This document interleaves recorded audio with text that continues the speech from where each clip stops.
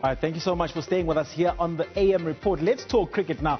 Graeme Smith was just last month appointed the full-time director of cricket at Cricket South Africa, testament to the good job that he's done in the couple of months that he was interim director of cricket. And he joins me now on the line. Graeme, thank you so much for your time. A lot of work that's before you here for a couple of reasons. First of all, the state in which you found cricket in the country is really a sorry one when you took the job on in December, and you've done, like I said, a relatively good job. But more immediately, though, you've got COVID-19 problems and getting that sorted and navigating cricket out of the crisis that we're in. How are you dealing with this right now?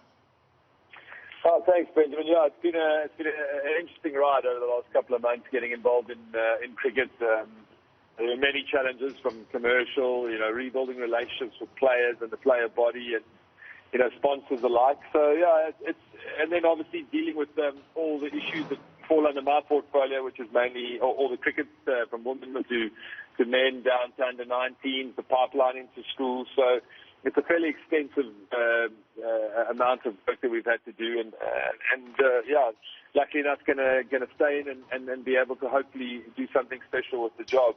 And as you say, as you overcome one or two challenges, a really big one arrives for not only us in cricket, but everyone in the country and around the world in COVID. And we're all trying our best to navigate these interesting times.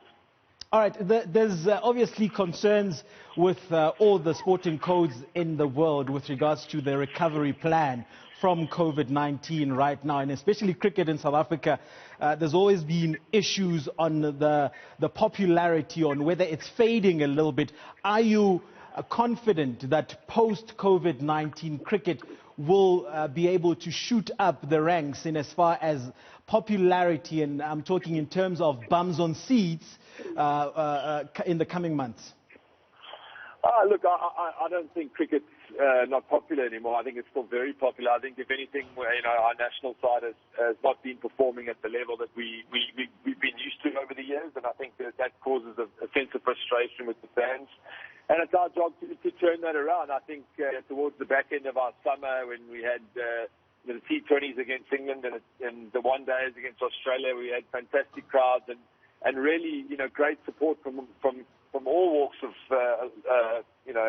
personalities and people in South Africa. So I think that the popularity is still there. We've just got to make sure that our performances are at the level that our fans expect.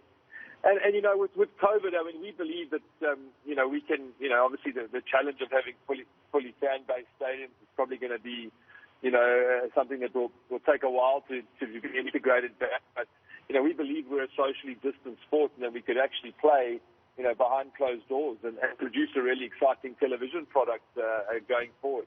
And also that's speaking to international cricket, but also trying to, I would assume, part of your mandate, so to speak, from Cricket South Africa is making sure that there's a recipe for the local game as well, cricket on a more domestic level, to try and make it more exciting that it obviously has been with the Mzansi Super League. It's more of an operational matter whether it's still going on this year, but for the CEO. But do you think that you have a solid plan to make sure that the excitement for the domestic game is up there with the best in the world?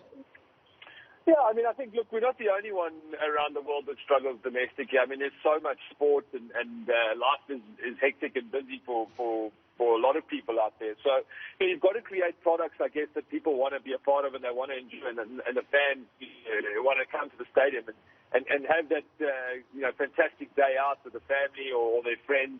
And so I think one of the things we've worked hard on so far is to look at our products, to look at what we're offering from a domestic circuit level. One can help us produce the best players.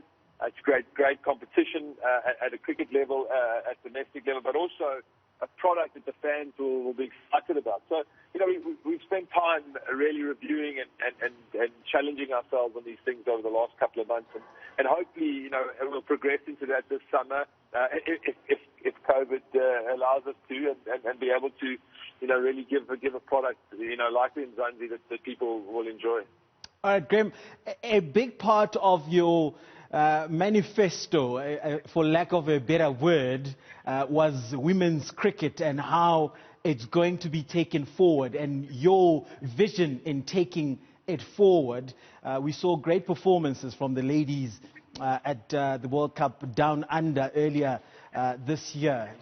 Give us a bit of your plan with regards to making sure the women's game is at a place where a lot of us feel that it deserves to be. Yeah, I mean, we're a little bit behind in terms of the growth of the women's game. New Zealand, Australia, England, and now India are certainly pushing, how things should be. And, I've had a number of talks with our ladies and worked on aspects of how we can move forward. I think one, initially, it's been about building a relationship with them, getting to know, the challenges that they face and understanding the environment. We're also reviewing all management positions in our women's game, just trying to see, if the areas that we can strengthen it, create a more professional environment and give them, access to better coaching and better people across the board. Hilton, the current coach, has done an extremely good job, but can we support him? Is there areas that we can improve? So these are all things that we're looking at. We host a Women's World Cup in 2022, and certainly by then we want to have our team dominating women's cricket. All right, Graeme, last one. The big question has been the captaincy, the Test captaincy for the Proteas. Aiden Markram just yesterday said he wouldn't mind the job if given to him. Themba Bavuma's name has been thrown in there. Nobody knows better than you what needs to be in a Proteas captain. What is the latest when it comes to that? Yeah, no, I've seen the media. We've got a number of players putting their hands up, which is I guess, quite exciting in many ways. The fact that we've got a few players that are looking for more responsibility and leadership within the environment. And, I think one of the things that I've said to the media over the last couple of weeks is that we have a lot of players that are, need to perform consistently. We have a lot of players that are at similar levels. And, the goal over the next period of time is to get those players to really step up and become world-class performers on a consistent basis. And, it's good to see that the players are looking for more. And our goal is really to sum up the amount of Test cricket that we've got over the next period of time, and how do we allow players that are, still trying to, bed down their spot, go in, put the performances, not burden them too much, but also provide leadership. So the focus over the next 2 years is definitely going to be the white ball cricket. There's a number of World Cups, T20 World Cups. So, with the Test side, we might take an approach to allow players to really, consistently bend down their place.